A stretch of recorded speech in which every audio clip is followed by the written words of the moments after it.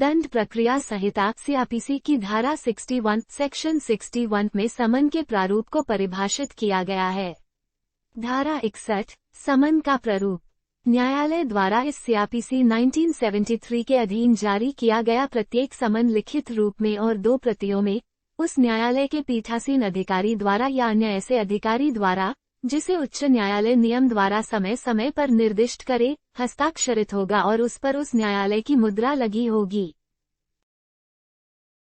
समन किसे कहते हैं? जब अदालत में किसी आरोपी के खिलाफ केस चलता है और आरोपी को कोर्ट में पेश होने के लिए कहा जाता है तो इसे अदालत की भाषा में समन कहा जाता है।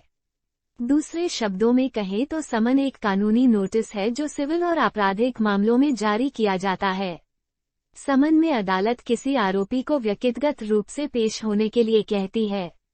समन किसी भी आरोपी को रजिस्टर्ड डाक की सहायता से भेजा जाता है।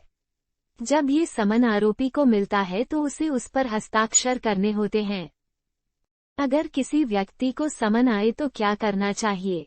समन को रिसीव कर उसमें बताई गई तारीख और समय पर कोर्ट में जाना जरूरी है। इसमें कोई परेशानी की बात नहीं है। पुलिस जब मामले की छानबीन कर रही होती है तो वो गवाहों के बयान सीआरपीसी की धारा 161 के तहत दर्ज करती है और एक एक कर उन गवाहों के बयान दर्ज करती है। समन रिसीव न करने पर वार्ट। अगर कोई शख्स समन रिसीव नहीं करता तो दोबारा समन जारी होता है। बार बार समन जारी होने के बाद भी अगर कोई जानबूझकर अदालत में पेश नहीं होता और उसका बयान अदालती सुनवाई में अहम है तो अदालत उसके खिलाफ वारंट जारी कर सकती है। बिना किसी ठोस और सही कारण अगर कोई गवाह अदालत में पेश होने से बचता है तो उसके खिलाफ गैर जमानती वारंट जारी होता है और बाद में पकड़े जाने पर उसके खिलाफ आईपीसी की धारा 174 के तहत कार्रवाई होती है। इसके तहत 6 महीने तक की कैद और 1000 रुपये तक जुर्माने का प्रावधान है।